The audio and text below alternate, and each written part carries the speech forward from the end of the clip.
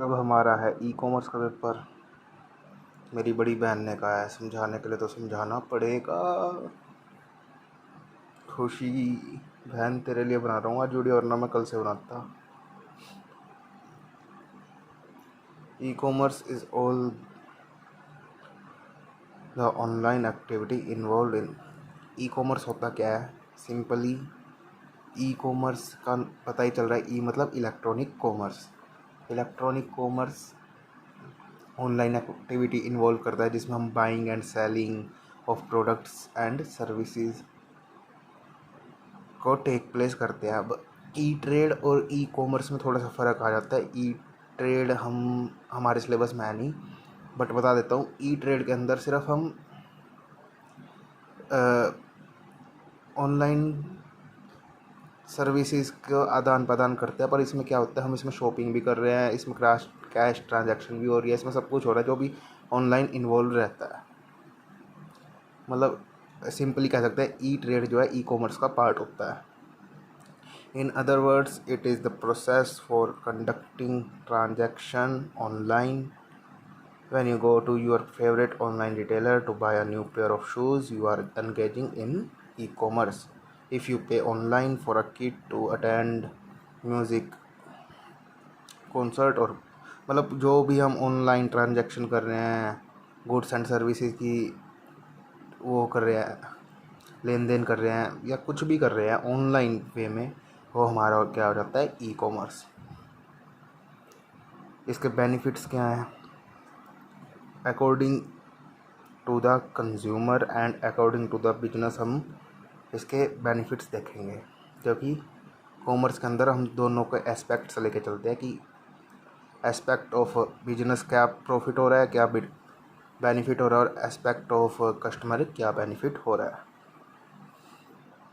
For business global reach, मतलब अब आप एक शॉप लेके बैठे हो लोकल मार्केट में, उसकी लिमिटेड रीच होगी। वही मैं अपनी शॉप ऑनलाइन रजिस्टर कर लूँ तो उसकी ग्लोबल रीच हो जाएगी। मतलब अमेरिका में बैठा हुआ बंदा भी मेरा प्रोडक्ट ख़रीद सकता है अगर मैं उसको लिस्ट करवा लूँ अमेजोन या फ्लिपकार्ट जैसे प्लेटफॉर्म्स पर। तो वही कह रहा है वो, global reach, sell your product to anyone anywhere in the world without geographical limitation. Reduced cost, reduce cost कैसे कर रहा है? अब देखो, फिज़िकल स्टोर्स नहीं है, मतलब कोई मेंटेनेंस का ख़र्चा नहीं आ रहा ज़्यादा। ओवरहेड एक्सपेंसेस मतलब रेंट नहीं है, यूटिलिटीज़, स्टाफ, इन सब का कोई भी खर्चा नहीं है। तो एक किस्म से जो मैं 15 रुपये की चीज़ में अपना 6 रुपया प्रॉफिट करा था, उसमें ये 3 चीज़ भी ऐड थी। अब मैं वही क्या करूँगा, ये बहुत सारे एक्सपेंसेस कम हो गए, तो उस 6 प्रॉफिट को 4 का करके मैं 13 का बेच दूँगा, तो ऐसे रिड्यूस हो गई कॉस्ट। 24/7 अवेलेबिलिटी, मतलब 24 घंटे हम शॉपिंग कर सकते हैं ऑनलाइन। वो तो कॉमन है, हमें पता है, सब नहीं अमेज़ोन और फ्लिपकार्ट यूज़ करा होगा।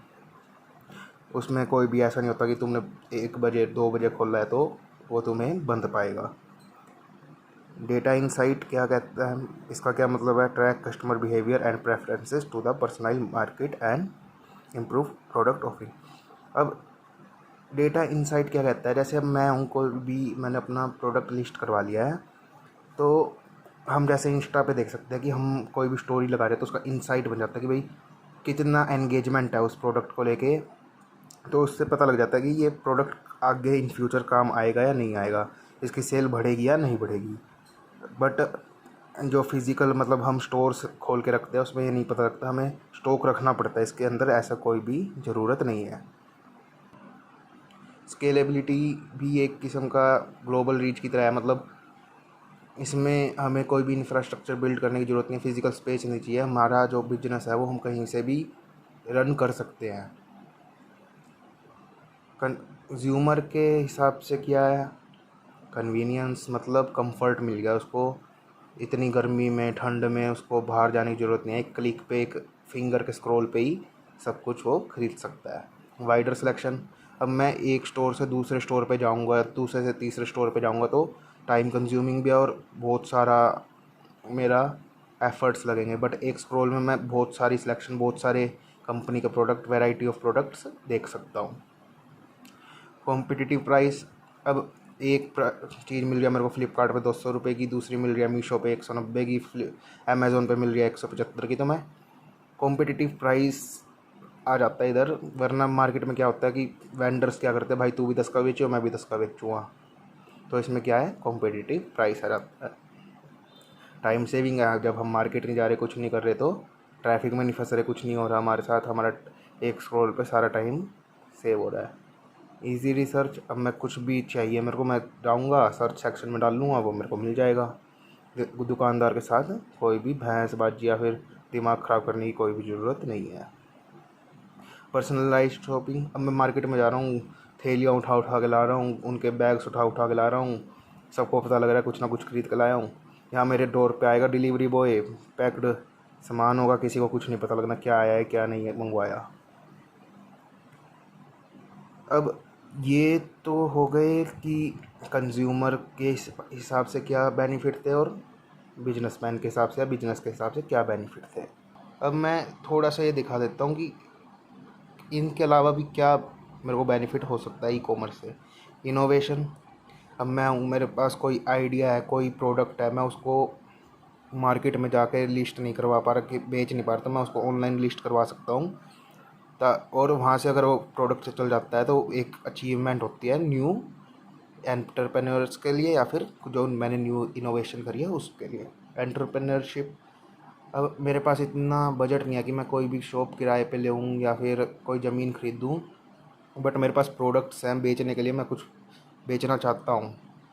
जैसे आजकल सेल्फ हाउस हमने क्या करा है कि आजकल बहुत सारी लेडीज़ अपना काम शुरू करके इनकम जनरेट कर रही हैं, या फिर कोई डिसेबल पर्सन है वो हैंडीक्राफ्ट चीज़ें बनाकर बेच रहा है ऑनलाइन, उसको फिज़िकली स्टोर्स खोलने की ज़रूरत नहीं है। तो इससे एंटरप्रेन्योरशिप बहुत ज़्यादा इंक्रीज़ हो गई है।